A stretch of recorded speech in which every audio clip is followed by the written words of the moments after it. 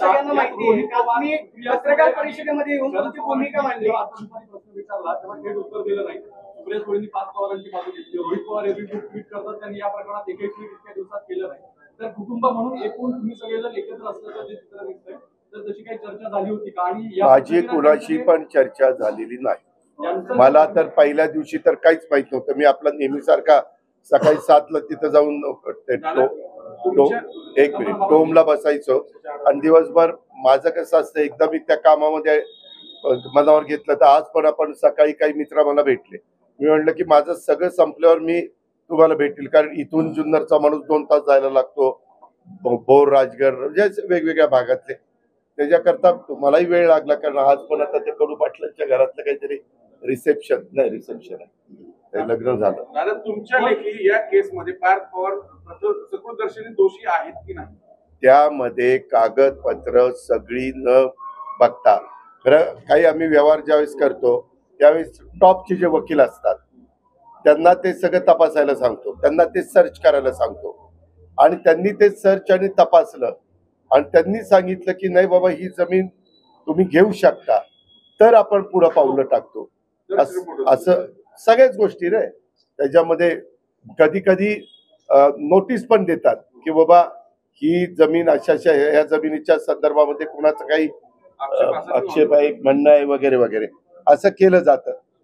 तशा कुठल्याच गोष्टी इथं केल्या गेल्या नाही आणि मला हा व्यवहार झालेला माहिती नव्हता, नाही तर मीच सांगितलं असतं की असं करू नका. दादा, या सगळ्या प्रकरणामध्ये आज पवार बोलताना असं म्हणाले की पारदर्शकांवरती गुन्हा दाखल करावा अशी विरोधकांची मागणी आहे. पवार म्हणाले की राज्याचे गृहमंत्री सांगू शकतील, मुख्यमंत्री असं म्हणाले की प्रकरण गंभीर आहे, तर मग पार्थ पवारांवरती गुन्हा दाखल नाही याचं उत्तर गृहमंत्री देतील. मात्र या सगळ्या प्रकरणामधून तुम्हाला अडकवण्याचा किंवा राजकीय दबाव तुमच्यावरती टाकण्याचा प्रयत्न केला जातो असं वाटतं? असं काही मला वाटत नाही. मी त्याच्याबद्दल चंद्रशेखर बावनकुळे यांचं स्टेटमेंट बघितलं. त्यांनी असं सांगितलं की त्या व्यवहारात ज्यांनी कोणी ते रजिस्ट्रेशन केलं कागदपत्र न बघता, ज्यांनी तिथं रजिस्टर ऑफिसमध्ये जाऊन सह्या केल्या, त्याच्यामध्ये 3 लोक त्यांना मिळाली आणि मग त्या 3 लोकांच्यावर त्यांनी FIR केली. सह्या करणारा, दुसऱ्या पण सह्या करणारा आणि तिसरा हे रजिस्ट्रेशन करणारा, असं ते झालंय. आणि त्याच्यामुळं ही गोष्ट स्वतः रेव्हेन्यू मिनिस्टरनी सांगितलेली, मी ऐकली. त्याच्यावर ह्या 3घांच्यावर FIR दाखल झाला. आकडे जे त्या आकड्यांमध्ये पार्थ पवार 99% आणि 1% दिग्विजय पाटील त्यांना ते अधिकार दिलेले होते व्यवहाराचे. मात्र त्यांच्यावरती 99% जे 99% मालक आहेत त्यांच्यावरती कुठली कारवाई झालेली आणि 1%चे मालक आहेत त्यांच्यावर कारवाई झाली. त्यामुळे पार्थ पवारांवरती कारवाई करावी अशी मागणी अंबादास दानवे हे का ज्यावेळेस चौकशी करतात, अंबादास दानवे हे विरोधी पक्ष नेते होते माजी, यांना निवडणुकीच्या काळामध्ये अशा कुठल्या बातम्या मिळाल्या की त्याला खतपाणी घालणं हे त्यांचं काम आहे. त्याच्यामुळे ते त्यांच्या पद्धतीनं म्हणणार. शेवटी सरकारचे प्रमुख आणि प्रशासन हे कायद्याच्या नियमाच्या चौकटीमध्ये पुढे जातं. उद्याच्याला चौकशी झाल्यानंतर दूध का दूध पाणी का पाणी पुढे होईल ना. इव्हन एकनाथराव शिंदेंनी पण तेच सांगितलंय किंवा त्यांना विचारलं तुमच्यासारख्या पत्रकार मित्रांनी, एकदा चौकशी होऊ द्या, आणि चांगली टीम लावलेली आणि कुठेही सरकारने त्याच्यामध्ये FIR करायला दिरंगाई लावली. तुम्ही बघा सगळ्या गोष्टी तातडीनं त्याच्यामध्ये केलेल्या आहेत. काल तुम्ही घोषणा केली की व्यवहार रद्द झाल्याची माहिती तुम्हाला दिली गेली, पण प्रत्यक्षात तो व्यवहार रद्द झालेलाच नाही असं मृतांक शुल्क कार्यालयाने सांगितलं. मला काल तशी बातमी कळली गेली म्हणून मी तुम्हाला सांगितलं. तिथं जाऊन त्यांनी सह्या केल्या म्हणून कळलं. आता ते कळल्यावर मी सांगितलं. आता त्याच्यामध्ये काय झालं पुढं काय नाही झालं, आज सुट्टी आहे, उद्या सुट्टी आहे आणि आता चौकशी होणार आहे. त्याच्यावर चौकशी करणारी समिती महत्वाची आहे, ती आता याच्यात बारकाईने चौकशी करेल. आता यातल्या दोन्ही गुन्ह्यांमधला गंभीर विषय हा आहे की या दोन्ही ह्या सरकारच्या मालकीच्या जमिनी आहेत, उतार्यावरती सरकारचा कब्जा हक्क आहे, बोकडीच्या जमिनी. आणि अजूनपर्यंत तो व्यवहार झाला त्यांना तो जमिनीत हे पण मिळालं नाही, पजेशन पण मिळालं नाही आणि त्यांना तिथं जाताही आलेलं नाही. पजेशनचा प्रयत्न झाला होता माझ्या माहितीत मे मध्ये. पजेशन झालंय का? नाही, पण प्रयत्न झाला होता. प्रयत्न झाला होता, प्रयत्नांती परमेश्वर. परंतु मला ते आज पोझिशन नाही एवढंच मला माहिती. हो, तू म्हणतोय ते बरोबर आहे. त्याच्यामुळं आपला सरकारचा जो रजिस्टर आहे, रजिस्टर ऑफिसचा जो ऑफिसर आहे, त्यांनी ते थांबवायला पाहिजे होतं ना. असे तर व्यवहार होताच का म्हणून.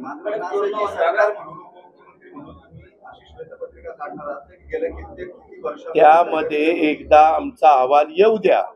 मुख्यमंत्र्यांच्या आदेशाने ते आदेश निघाले, 1 महिना कळ काढ म्हणजे मग आपल्याला अहवाल येईल. अरे बाबा तेच त्याच्यात आता माझ्याकडे नाही रे ती नोट आहे का रे कुणाकडं, ह्यांना त्याच्यामध्ये घातले.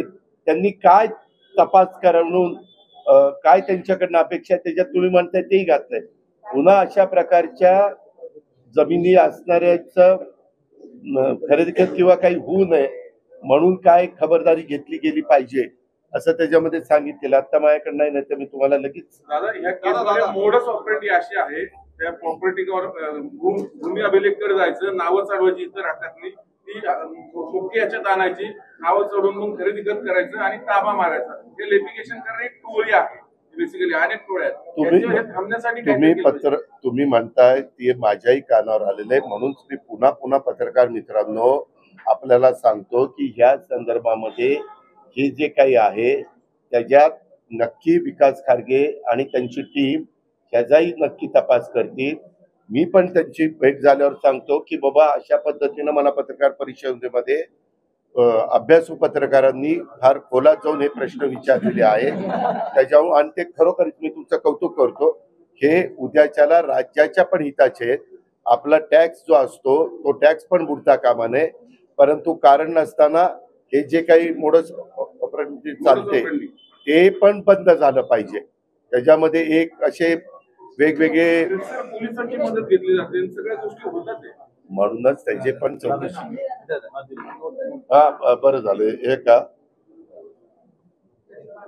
ते चौकशी समिती प्रस्तुत प्रकरणात अनियमितता झाली किंवा कसं याबाबत चौकशी करा. प्रस्तुत प्रकरणी अनियमितता झाली असल्यास आढळल्यास संबंधित जबाबदारी निश्चित करून त्यांच्यावर कारवाई करण्याची शिफारस करा. प्रस्तुत प्रकरणी अनियमितता झालेली आढळल्यास सदर जमीन पूर्वस्थितीवर आणण्यासाठी उपाययोजना सुचवा. भविष्यात आता हे नीट ऐका, भविष्यात अशा प्रकारची प्रकरणे पुन्हा उद्भवू नयेत यासाठी देखील काय उपाययोजना करणं गरजेचं आहे हेही आपण सुचवा असं ते त्याच्यात घेतलेलं. मला हे वाक्य आठवत होतं. त्याच्यावर तुम्ही जे म्हणताय त्याबद्दल ते त्याच्यात अंतर्भाव होतोय आणि मग ते तसं केलं आणि त्याच्यात अप्पर मुख्य सचिव महसूल मुद्रांक नोंदणी विभागीय आयुक्त पुणे विभाग, जमावबंदी आयुक्त आणि संचालक भूमी अभिलेख नोंदणी महानिरीक्षक मुद्रांक नियंत्रक पुणे, जिल्हाधिकारी पुणे, सहसचिव मुद्रांक महसूल व वन विभाग मुंबई, सदस्य सचिव अशी ती कमिटी आहे. त्याच्या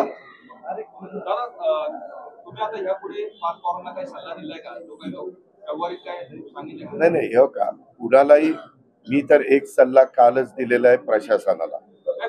ऐका ना बाबा की बाबा इथून पुढं माझ्या जवळचे लांबचे कुणी नातेवाईक अशा पद्धतीनं काही गैरव्यवहार करत असतील किंवा चुकीचं करत असतील किंवा कुणाच्या सांगण्यावरून त्यांच्याकडनं चूक घडत असेल आणि ती तुमच्या लक्षात येत असेल तर ते अजिबात करत जाऊ नका. त्याच्यामध्ये अजिबात कुणाच्या दबावाला घाबरू नका.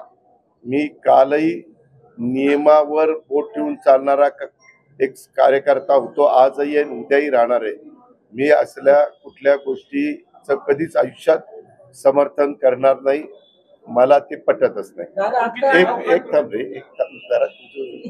आणि हे सगळं होत असताना यामध्ये मी पार्थला माझं काल काय झालं, माझे काल पण उशिरापर्यंत सगळे कार्यक्रम चालले आणि तिथून मी डायरेक्ट निघालो आणि इकडं आलो. पार्थ मुंबईमध्ये, मी उद्या रात्री मुंबईत जाणार आहे. परंतु मी मुंबईत गेल्यावर त्याला सांगणार आहे की हे जे काही प्रकरण झालं हे प्रकरणावरून काही गोष्टी तुम्ही लोकांनी पण शिकल्या पाहिजेत. कारण माणूस अनुभवातनं नवीन नवीन शिकण्याचा प्रयत्न करतोय, त्याची सुरुवात आहे. तर पुन्हा अशा कुठल्याही पद्धतीनं काही लोकांनी काही फार आपला ज्यांच्यावर विश्वास असतो त्यांनी विश्वासाने काही गोष्टी सांगितल्या तरी त्याच्यातल्या तज्ञ माणूस जो असतो भले त्याला फी द्यावी लागली तरी चालेल, म्हणजे वकिलांना वकील सल्ला द्यायला ऍडवाइस द्यायला हे करतात ना, त्याच्या प्रकारचा चांगल्या आपल्याकडे चांगले ऍडवायझर आहेत, चांगले वकील आहेत, चांगली टीम आहे, त्यांचा सल्ला घ्यावा आणि पुढे जावं. बाकीची लोक संपर्कात आल्यामुळे पानदादा फसले गेले असं वाटतं का? मी सांगितलं होतं की बाबा हा व्यवहार झालाय तो चुकीचा आहे आणि हा व्यवहार होत असताना मला माहिती नव्हतं. 300-400 कोटी रुपयांचा व्यवहार होताना वडील म्हणून पार्थ पवारांनी तुम्हाला विचारलं नाही का की एवढे पैसे मी इन्व्हेस्ट करतोय ह्या प्रोजेक्ट? अरे पैसे सुद्धा इन्व्हेस्ट केले नाही तर अरे 1 रुपया इन्व्हेस्ट केला नाही बाळा, मी ते सगळं बघितलं. 300 कोटी कशाला म्हणतात? 1 रुपया त्याच्यात तेच मला कळत नाही की त्या समोरच्या पार्टीने पण 1 रुपया न घेता कसं काय हे केलं, काय ते गडू हाच आहे दादा, चुकीची लोक संपर्कात आल्यामुळे पानदादा फसले गेले. अहो म्हणून त्याची चौकशी करतोय ना बाबा. आता कोण फसलं, प्रश्न विचारणारा फसला का आणखी कोणी फसलं ते विचारतोय. दादा आता कोण चौकशी केल्याशिवाय कळणार नाही चुकीचे लोक अधिकारी होते का आणखीन कोण होते ते चौकशी झाल्यावर सांगतो ना, अशीच प्रेस कॉन्फरन्स घेऊन सांगतो. दादा ते आता ते शनी फुलमाळी भेटला, ते नंदीवाल्याचा पोरगा आहे, गोल्ड मेडल, काय बोलले, आश्वासन काय देणार आहे तुम्ही त्याला? अरे त्याचं कौतुक केलं, त्याला शुभेच्छा दिल्या, त्याला शॉल दिली आणि आपण अशा पद्धतीनं वेगवेगळी मेडल मिळवल्यानंतर जागतिक स्तरावरचं मेडल तू समजा ऑलिम्पिकचं किंवा विश्वविजेत्यामध्ये तुझी गणना झाली तर तुला आम्हाला 2.25 कोटी रुपये द्यावे लागतात.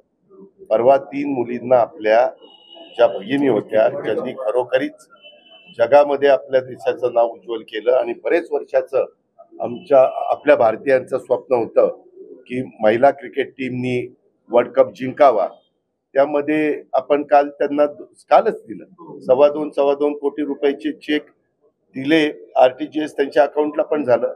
त्यांच्या प्रशिक्षण देणाऱ्यांना 20 लाख का काहीतरी रुपये दिले.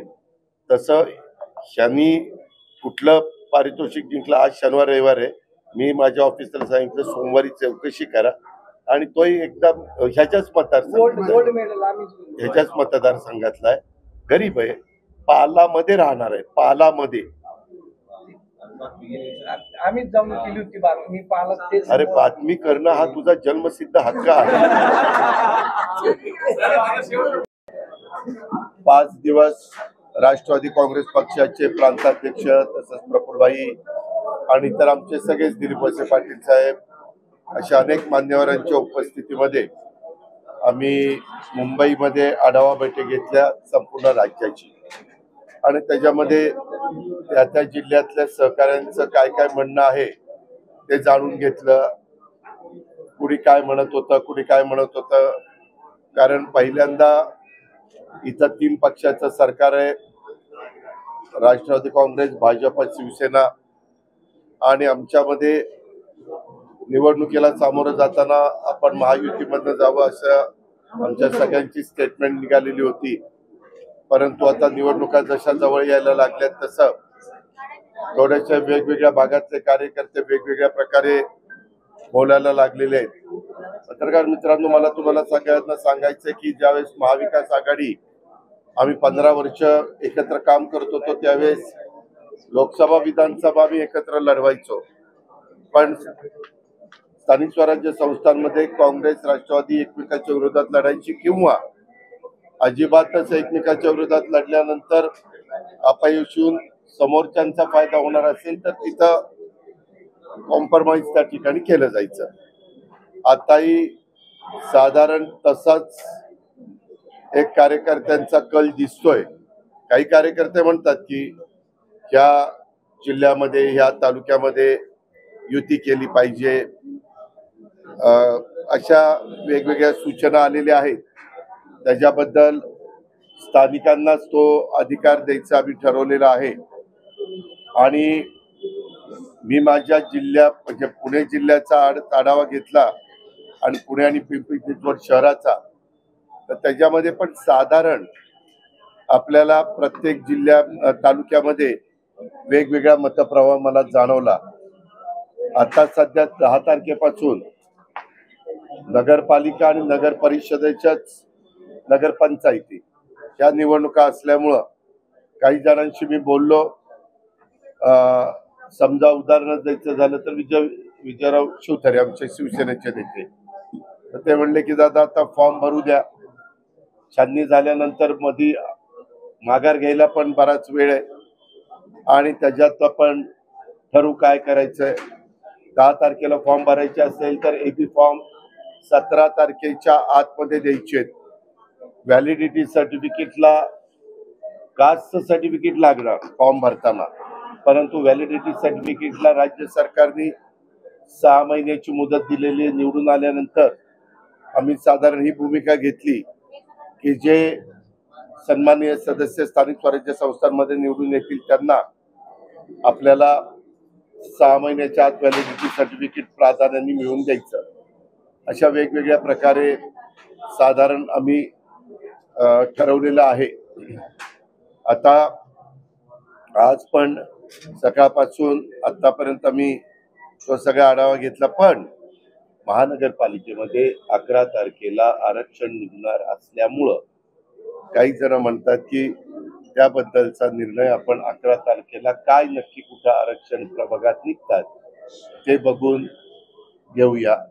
त्याच्यामुळे मी पुन्हा बुधवारी वेळ द्यायचं ठरवलेलं आहे, कारण मंगळवारी आमची कॅबिनेट असते. त्याच्यामुळे सोमवार मंगळवार माझा मुंबईमध्ये जाईल, पण बुधवारी मी पुन्हा पुण्या, पिंपरी चिंचवड आणि काही बाबतीमध्ये मी काही मेळावे आणि काही इंटरव्ह्यू घ्यायला सांगितलेले आहेत. जेजुरीला, सासवडला, जिल्हा परिषद तालुका पंचायतीला त्या भागात अशा प्रकारे सांगितलेलं आहे.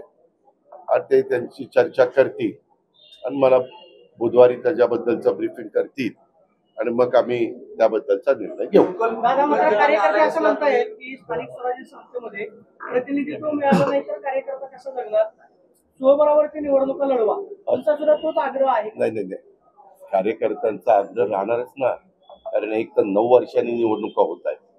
आता 9 वर्ष म्हणजे 1 वर्ष कमी, एक अख्खी बॅच बाजूला गेली ना.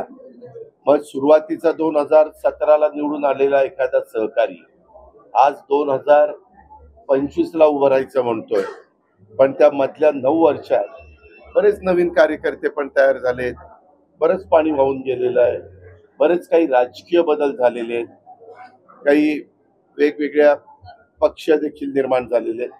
असं सगळं घडलेलं आहे.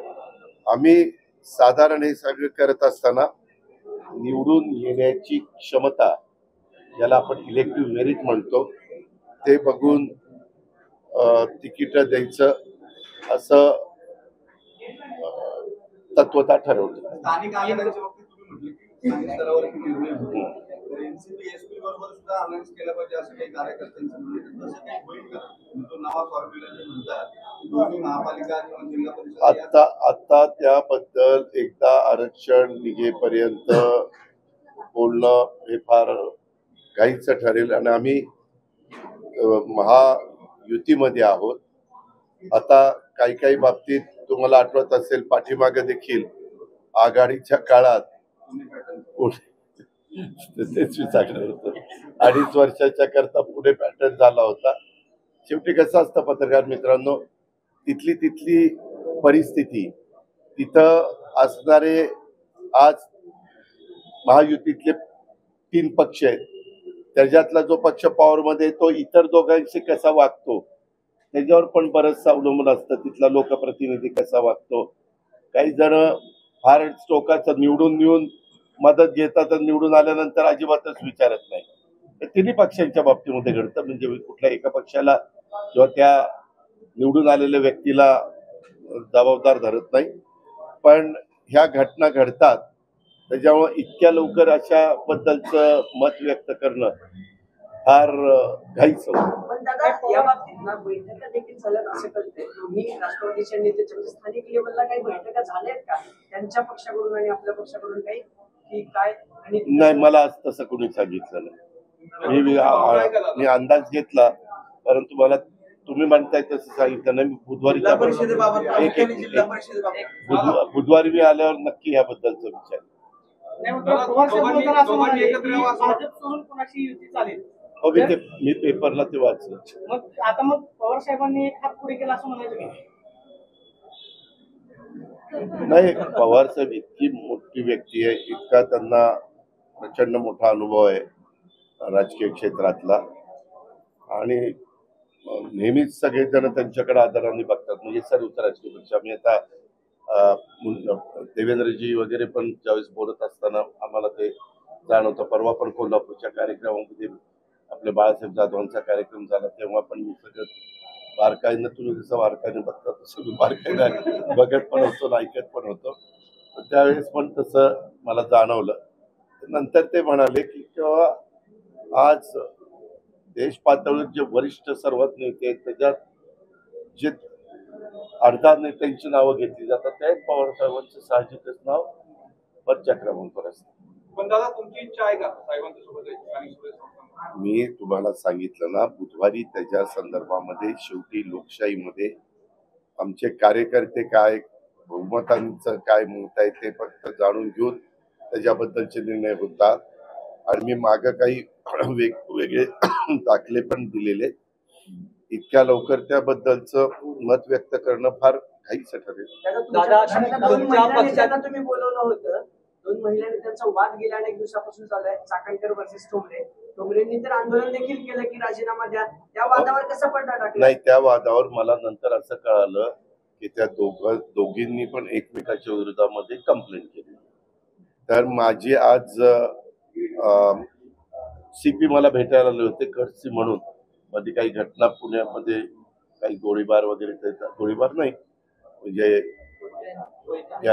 कोयता ज्या तुम्हाला जे त्याला नाव द्यायचंय ते द्या, तशा घटना घडल्या. म्हणलं हे काही बरोबर नाही. पुणे विद्येचं माहेरघर, सांस्कृतिक शहर, राजधानी म्हणून ओळखली जाते. या सगळ्या गोष्टी असताना पुणेकरांना हे अजिबात आवडत नाही. तुम्ही कुणाचाही मुलाचा ठेवू नका, कुठलाही राजकीय कुणाचा दबाव जर तुमच्यावर असेल तर त्यालाही तुम्ही अजिबात महत्व देऊ नका. तुमच्या सद्विवेक बुद्धीला स्मरून संविधानाने, कायद्याने, घटनेने जे सांगितलेलं आहे जरा पाणी ते करण्याचा प्रयत्न करा, असं मी त्यांना सांगितलं. आणि म्हणलं मला पण एक लोकप्रतिनिधी म्हणून हे आवडत नाही.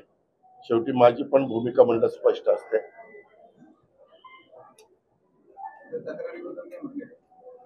त्यावेळेस मला ते तक्रारीबद्दल म्हणले दोघांच्याही क्रॉस कंप्लेंट आल्या. म्हणलं त्याच्यामध्ये एखाद्या लेडी ऑफिसर जरा इम्पार्शियल, म्हणजे चांगल्या पद्धतीने, प्रत्येकाची एक प्रतिमा असते ना, चांगल्या अधिकारी, सगळे चांगले अधिकारी असतात पण त्यातल्या त्यात चांगले ते महिला अधिकारी असतील, तिला त्यांचा तपास करायला द्या. कारण दोघी वेगवेगळे सांगतात, दोघींच्याकडे वेगवेगळे व्हिडिओ, दोघींच्याकडे वेगवेगळे सोशल मीडियामध्ये एकमेकाला ट्विट केलेलं असं काही काही बरंच आहे. त्याच्यामुळं ज्यावेळेस दोन्ही महिलांच्याकडनं हे असं ऐकायला मिळतं आणि पोलीस कंप्लेंट ऑलरेडी झालेली आहे. सहसा माझा स्वभाव असा आहे की ज्यावेळेस पोलीस कंप्लेंट होते त्यावेळेस पोलिसांचं काम आहे नीटपणे तपास करणं, नीटपणे चौकशी करणं आणि काही फॅक्ट आहे ती समोर आणणं. तर ते म्हणले ठीक आहे, मी तसं लक्ष घालतो. म्हणलं बुधवारपर्यंत आम्हाला सांगितलं तर बरं पडेल. गेले 2 दिवस एक वाद सुरू होता. तुम्ही काल मुंबईत बोलला त्याच्यावर, पण आता पुण्यात आला त्या वादावरून बऱ्याच चर्चा सुरू होत्या. काल तुम्ही पडदा टाकायचा प्रयत्न केला, व्यवहार रद्द होईल. पुन्हा एक नवीन पत्र आलं की 21 आणि 21 म्हणजे 42 कोटी रद्द करायचे असं म्हणून 42 कोटी रुपये भरावे लागतील, त्याशिवाय व्यवहार रद्द होणार. मग आता ह्या मला पण तुम्ही म्हणता अशी मागाशी कुणीतरी बातमी दिली. एक तर व्यवहारच तसा व्यवहारच तो झाला नाही. खरं तर त्याचं खरेदी खतच व्हायला नको होतं. ती कागदपत्र ज्यावेळेस बघितली ना त्यावेळेस रजिस्ट्रारने त्याचं खरेदी खतच नोंदणीच कशी केली तेच कळत नाही. असे बऱ्याच गोष्टी आहेत. परंतु मुख्यमंत्र्यांना माझ्या कानावर ही गोष्ट आली त्यावेळेस मी लगेचच सांगितलं की कुणी जरी असलं तर त्याच्या योग्य पद्धतीने चौकशी झाली पाहिजे. कारण मला पण गेल्या 35 वर्षाच्या राजकीय जीवनामध्ये अनेकदा आरोप झाले. आरोप सिद्ध तर झालेच नाही पण माझी बदनामी प्रचंड झाली. म्हणजे काही आरोपाच्या बद्दल तर निवडणुका जवळ आल्या की ते सुरूच व्हायचं, निवडणुका संपल्या की पुन्हा ते थंड व्हायचं, असं ते सगळे प्रकार तुम्हाला पण माहिती आहे. आता ह्यामध्ये म्हटलं ह्याची नीट चौकशी, म्हणजे जे काही चौकशी नियमाने करायची असते ज्या डिपार्टमेंटची ती करा, की त्याबद्दल मुख्यमंत्र्यांनी निर्णय घ्यावा. मुख्यमंत्र्यांनी निर्णय घेतला, FIR पण दाखल केला. 2 FIR वेगवेगळ्या ठिकाणी दाखल झाले. त्याच्यामध्ये एक राज्य सरकारचा तहसीलदार आहे, त्यांनी पण काही चुका केलेल्या आहेत.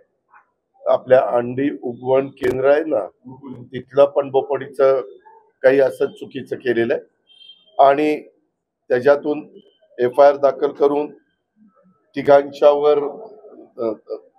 तिघांची नावं पण त्याच्यामध्ये सांगितली गेलेली. काल काहीतरी तिथं छापा पण पडलेला होता, रेड पडलेली होती त्या नोंदणी कार्यालयाच्या तिथं बावधनला. तर ते त्यांच्या पद्धतीनं कामाला लागले आणि मला वाटतं ऍडिशनल चीफ सेक्रेटरी रेव्हेन्यू, आपले पुणे विभागीय आयुक्त, महसूल आयुक्त, जिल्हाधिकारी, नंतर जमावबंदी आयुक्त, जॉईंट असे IGR, ते असे वेगवेगळे लोकांची कमिटी केलेली आहे आणि त्यांना 1 महिन्याची काहीतरी मुदत दिलेली आहे आणि काय काय त्यांनी तपासायचं हेही सांगितलेलं आहे. कारण पुन्हा अशा प्रकारचे व्यवहार होऊन त्याच्यामध्ये शासनाचं पण नुकसान होता कामा नये किंवा जे व्यवहार करताच येत नाही, त्याची नोंदणीच होऊ शकत नाही कागदपत्रावरून, ते पण करण्याच्या बद्दलचं धाडस काहींनी दाखवलेलं आहे. ते कशामुळे दाखवलं, त्याच्यामध्ये कुणी फोन केलाय का, कुणी दबाव आणलाय का, अशा पद्धतीनं ते सगळं तपास करायला सांगितलेलं आहे आणि त्याबद्दलचा आदेश पण काढला.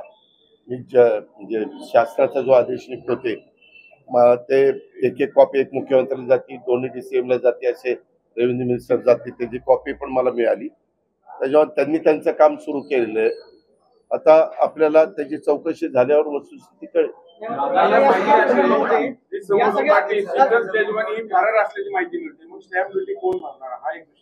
अरे होय ना बाबा, पहिल्यांदा जो कागदच होण्याचं कारण आहे ज्याच्यात 1 रुपया पण दिला गेलेला नाही, 1 रुपया पण दिला गेलेला नाही आणि तो कागद होऊ शकत नाही, अशा या सगळ्या गोष्टी आहेत. तरी तो कागद केला गेलाय आणि तो आता केला गेलाय तर तो ग्राह्य धरला तर तो रद्द करण्यात आलाय. अशा त्या सगळ्या कॉम्प्लिकेटेड झालेले. आता हे झाल्यानंतर कुठल्या विभागांनी काय कळवायचं ते कळवलेलं आहे. आता त्याच्या संदर्भामध्ये हा पण एक चौकशीचा भाग आहे. कदाचित